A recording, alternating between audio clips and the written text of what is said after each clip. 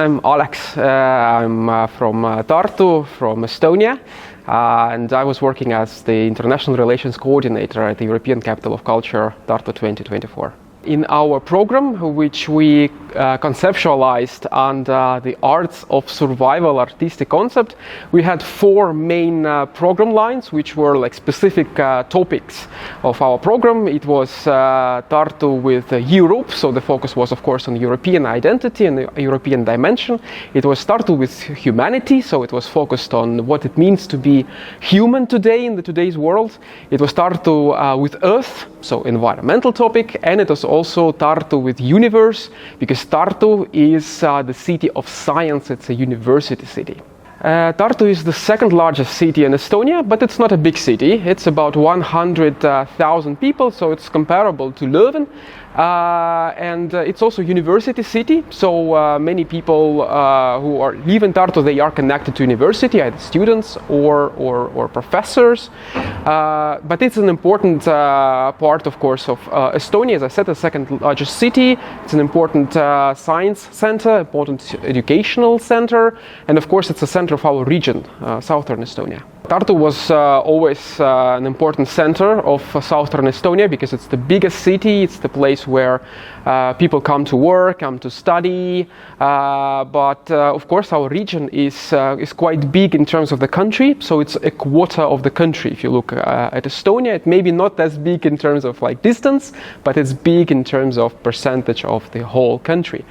So for us it was very important that we will be the European Capital of Culture together with our region. And so Tartu became the capital of culture together with southern Estonia, and we were always trying to engage our region as much as possible. It is important to mention that actually this is the biggest municipalities cooperation that has ever existed in Estonia. So it's the biggest regional initiative and collaboration so far, and we are very happy that the European Capital of Culture helped us to do so, and fortunately we also hope that this collaboration will also continue as a legacy. It's actually a lot of work to do so. We also had a special person, Anna Lalaneots, who was working on engaging our region, and it's a lot of work. It's about building connections with different municipalities which all have their own challenges, which all have their own vision of how they develop and how they want to see themselves in the European Capital of Culture.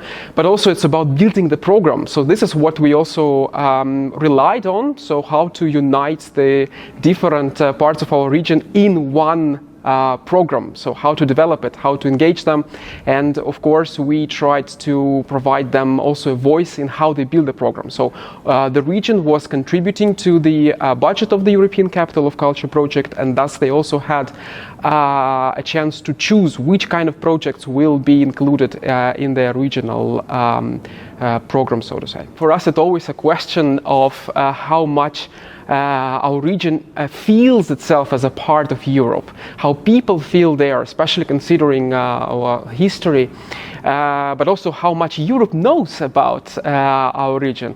So the European dimension was a very important part of the benefit and how it changed also the feeling in the region. But also what was important, of course, was the understanding that developing this kind of big cultural projects is possible to also in the rural areas.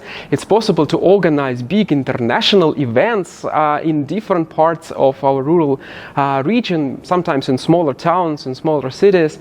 It was also important to understand that it's even if you are a smaller regional cultural organizer, you can still attract European funding, you can still attract European audience, and you can really showcase the uniqueness of your region, and you can combine two things together. You can keep your local communities together, but you can also reach to European audiences and show that you're part of Europe.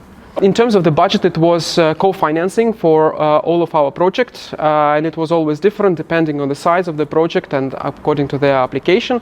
But the budget was mainly comprised of the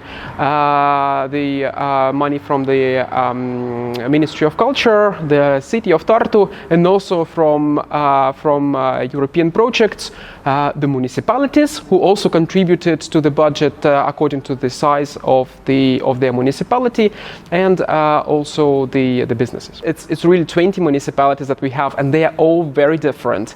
They all have their own challenges. So for us it was very important to deliver the message of what exactly the municipalities will get out of this big cooperation, because it's a long work. It's about 5 years together working on a big one project. So we had to deliver this message. So what they will get, what is this legacy that will stay in the region. So for us it was important to focus that it's not just 1 year of cultural celebration. Of course this is nice and great, but also what we want the long-term effect, and this is what we were focusing on. I think this was also one of the success stories. The cooperation indeed will continue. We are very happy that the municipalities actually are willing to continue working together, because again they saw the benefit of this cooperation.